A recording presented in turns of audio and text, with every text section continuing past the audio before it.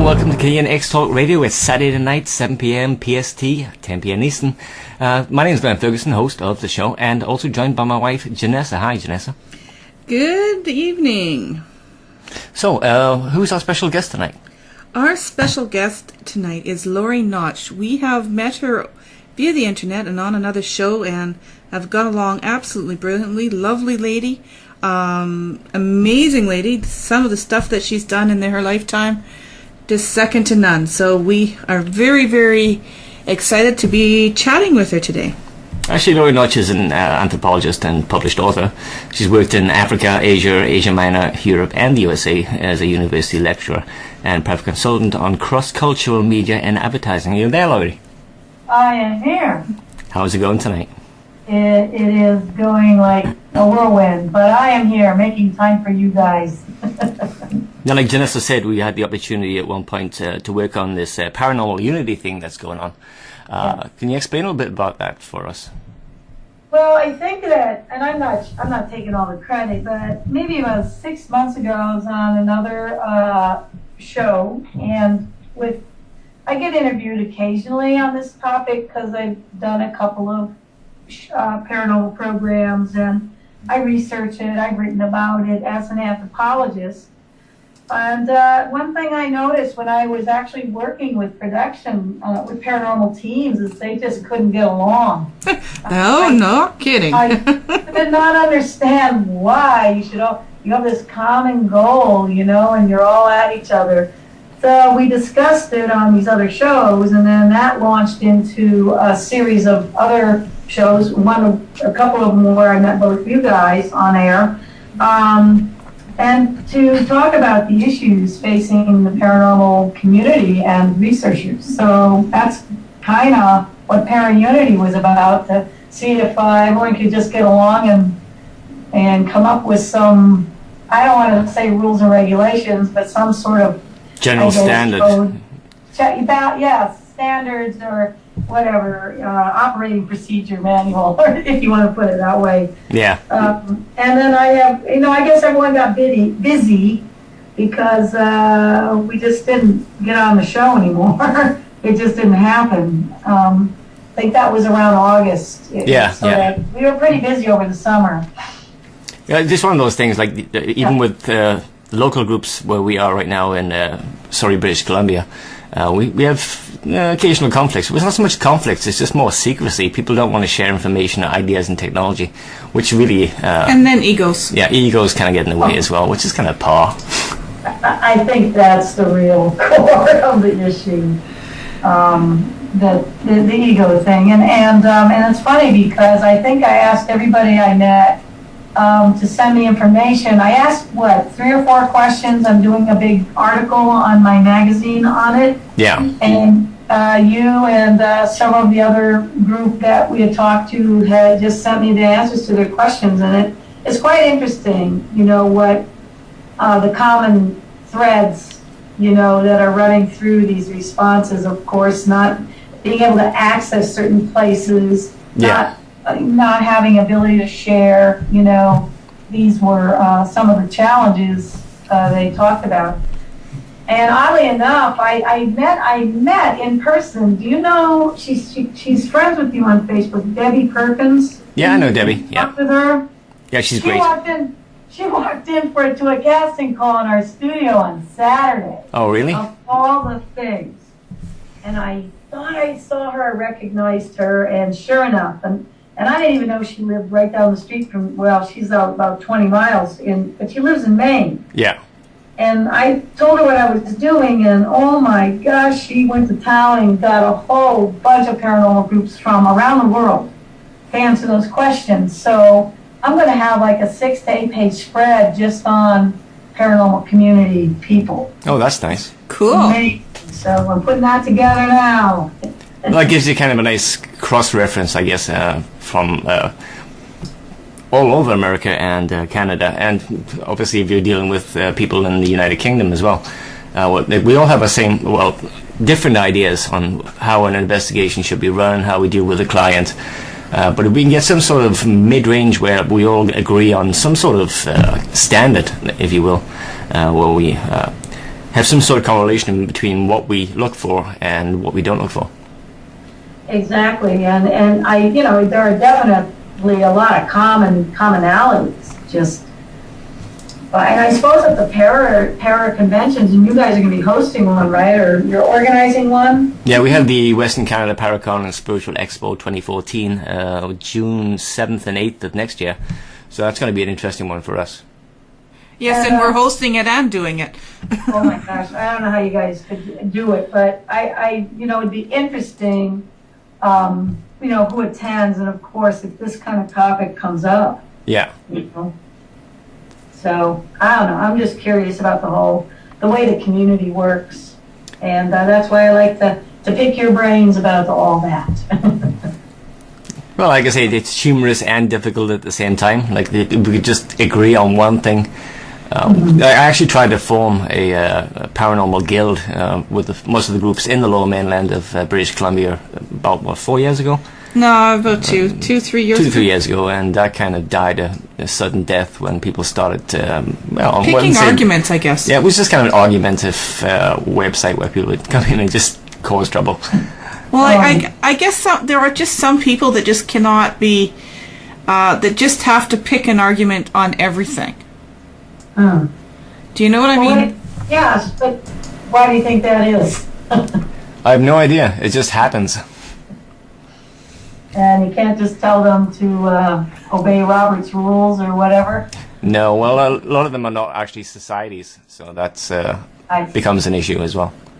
Right. Now, there's a lot of associations and groups out there that haven't bothered to apply to be a society, which obviously we have to abide by Robert's rules. We have to have a certain amount of meetings a year, and it comes across as kind of interesting at best. I don't even know how to comment on that. Well, it's just, I guess, there's just some people that are just troublemakers no matter what they do. And they just can't be happy with somebody else trying to, it's not even so much upstage them, but just create something that might work and they don't want it to work. Well, and you run into that even in academia. As an anthropologist, and I used to go to, anthropology associations events, and it just turned out to be a free-for-all half the time, and these are disciplined researchers, and they're bickering and they're arguing, and it was pretty petty, I mean, there is a role of peer review. You need that, but just to criticize for the sake of criticizing, to me, was just a waste of time. Yeah. Well, one of the guests we have at the Paracon next year is Dr. John Bindernagel. He's a world-renowned wildlife biologist who studies the possibility of Sasquatch or bipedal ape within North America. So he has real issues getting papers across to the scientific community, even though he's a well-renowned wildlife biologist. But, he's a PhD. Yeah. It's a PhD. Well, see, PhDs aren't supposed to believe in stuff like that. We have, residing here in Portland, he runs the Cryptozoology Museum. It's Lauren Coleman. He's world-renowned. He's always on the History Channel or Discovery or whatever. Anytime they talk about cryptids, he's the guy. And he lives right around here. But he's got multiple, I think, PhD or master's degrees. He's a sociologist. He's a physical anthropologist. And I think he was a physicist. So, very strong in the sciences. Yet he's a firm believer and researcher on inexplicable creatures. But, yeah, he's well published, too. But, would his papers go to Scientific American? There's your question. Yeah. No. Because it's, you can't prove it, so they don't want anything to do with it. They call it a pseudoscience, even though these people have just devoted their life to the sciences. Right. Yeah. Yeah. Don't you think it's the same with, ufology and, Oh, yeah, definitely. We have another guy who's coming out to the Paracon in June, Chris Rotowski.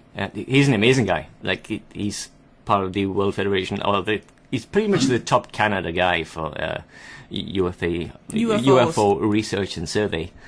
So he even has the government contact him every now and again to verify claims. So that's one of those things where, you know what, he's on the edge. But for the government to even consider contacting anybody. Yeah, that's a strange one, but he does get contacted on various occasions to do that. Well, and he's got the national database also. He created a national database on all UFO, the sightings and stuff like that, and he's gone out and he's actually debunked a lot of them, and he says there, what is it, about 5% that he can't explain, or 10% or something like that nature. Right. That sounds a little bit like paranormal investigating. But on top of that, I think he's an English professor at the U of M, University of Manitoba. So this is not a man that's just a bus driver like me. No.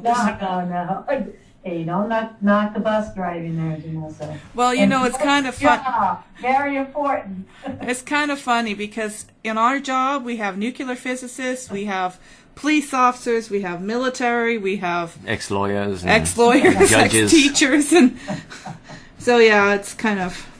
As I put around on this sign came up on my Facebook, and it said on the back of a bus, "Don't piss off your bus driver. It's a long walk to work." Exactly. Yeah. And I put it up because it was just atypical for what we go through. Well, remember, you have to get these people to their destination safe and sound. So, to me, that's a critical job. Well, I won't even go into that one. What my thoughts are. Don't want to know that. Anyway, we're back onto this. Go ahead. So you have a magazine. What's the name of your magazine, or what IdeaGems, I believe. This magazine has had several names over the years, but right now it is running as IdeaGems, IdeaGems, one word, magazine. I've been doing it, this is going in its 9th year next month. So I'm praying I can make it through a decade. Wow, that's a long time. It is no easy task by any means. It's tough, and it's it's pretty much a one-woman show. I have to do all the acquisitions and the layout and get it to the print on demand. I do have some lovely volunteer editors who help me out, making sure. There's always a typo. There's always a dozen or more, You're always missing something. So we try our best to come out with a very intriguing and polished product. It is quite eclectic in nature. We have 2 tracks. One is a seasonal quarterly publication. We focus on seasonal themes. So guess what this season is? Halloween. Halloween and all that wonderful stuff in the fall, and the, Dia de los Muertos in Mexico or whatever. The paranormal, huge this time of year. So we're tackling those kind of spooky subjects. Of course, when it's the holidays, the winter holidays, we'll embrace everything about the solstice and Christmas, Hanukkah, Kwanzaa, whatever comes our way. We publish short stories, poetry, sometimes nonfiction. This winter, I think we're going to have some travel logs around the world. Oh, nice. And with photos, it's colorful. In fact, pictures on these from the paranormal groups, I'm having a hard time selecting which ones can go in. I want something captivating for people to look at. And then we have another track we call Tough Lit, which is the darker, edgier literature, writing people like to do, like, horror and, into the zombies and Frankenstein, Dracula, that kind of stuff. Pardon? Into the zombies and stuff.